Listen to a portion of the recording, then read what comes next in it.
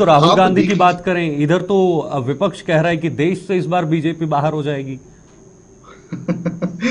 देखिए, अब उनका क्या मतलब, एक हताशा जो होती है, हताशा हम्म। में इंसान कुछ भी कह देता है। अब देखिए, धूप भी बहुत है, तो जब थोड़ा सा लू लग जाता है तो इंसान आए बाएं साएं बकने लगता है, उसको समझ में नहीं आता वो क्या बोल रहा है। हम्म। जो पार्टी पूरे के पूरे सीट्स पे लड़ नहीं रही है, हम्म। घमंडिया गठबंधन का एक भी सदस्य पूरे के पूरे सीट पे लड़ नहीं रहा है, हम्म। कहीं कहीं पे तो वो एक दूसरे के अगेंस्ट ही लड़ रहे हैं। तो क्या तो गर्मी अगर का असर आप वैसा, पे नहीं दिखाई दे रहा है?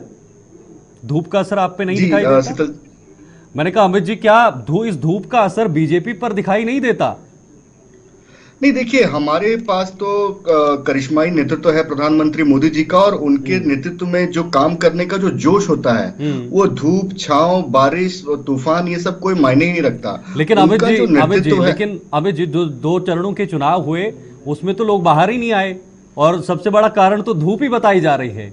और यह भी कहा जा रहा है कि ज्यादातर जो मौजूदा सरकार है, जो सत्ताधारी सरकार है, उसी के वोटर्स घरों से बाहर नहीं आए हैं। ये राजनीतिक विश्लेषण एक विश्लेषण भी कर रहे हैं।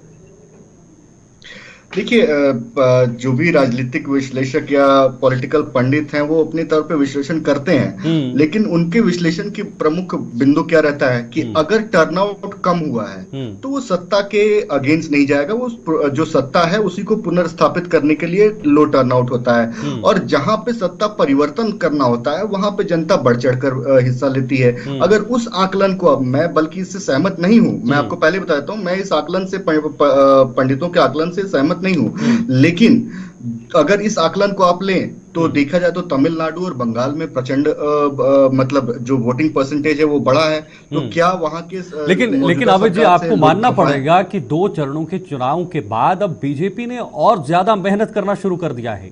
बीजेपी को कहीं ना कहीं नहीं, यह अंदेशा हो मेहनत गया है कि मजबूत कंपटीशन है।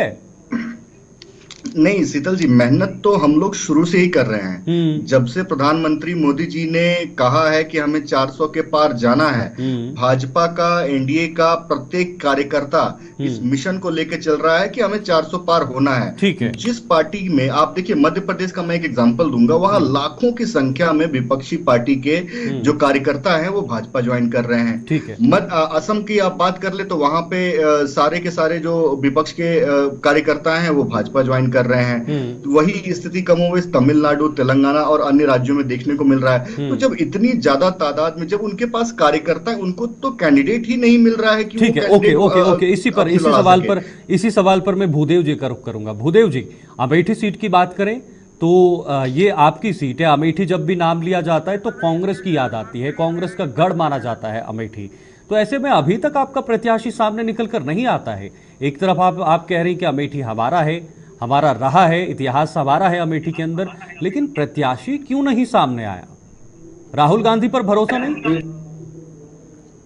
जी, शीतल जी बहुत बहुत धन्यवाद। हम्म। देखिए, अमेठी क्या पूरा देश ही हमारा है, इसमें कोई दो राय नहीं है। जिनको लगता है कि देश को बांटने की कोशिश करें, अब देश को अलग अलग लोकसभा में, विधानसभा में या जैसे भी बांटने की बात करें, वो उनका अपना सोचना है। हम्म। शीतल जी, आज सबसे बड़ी बात यह है कि आपने अभी इनको बोला, इनको बताया कि दो चरण के बाद किस तरह से भारतीय जनता पार्टी, क्या भारतीय जनता पार्टी के नेता, जिनको ये करिश्माई नेता कहते हैं, हम्म। उनकी क्या हालत है, वो अब किसी से छुपा नहीं। हम्म। जो लोग ये नहीं बता पा रहे कि पिछले 10 साल में उन्होंने क्या किया और आगे आने वाले सालों में अगर इनकी सरकार बनती है तो क्या करेंगे, तो आप समझ सकते हैं कि कितना बड़ा दुख दर्द है इनके दिल में। कि ये जनता ये जान चुकी है कि देश का नहीं, पूरे विश्व के सबसे बड़े भ्रष्ट प्रधानमंत्री इस देश को मिले, जिन्होंने केवल और केवल इस देश की जनता को बरगलाने का काम किया। आज पूरा देश का युवा अपने लिए लेकिन नौकरी मांग रहा है। भूदेव जी, आप पूछ रहा भ्रष्ट है। कह रहे हैं, आप भ्रष्ट कह रहे हैं, इसका भी कोई संदर्भ होगा?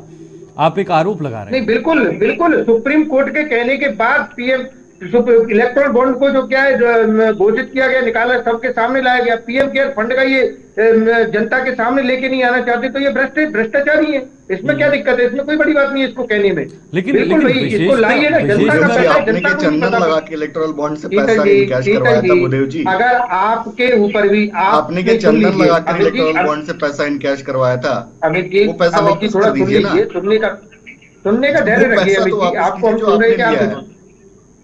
जी जी, बोलिए।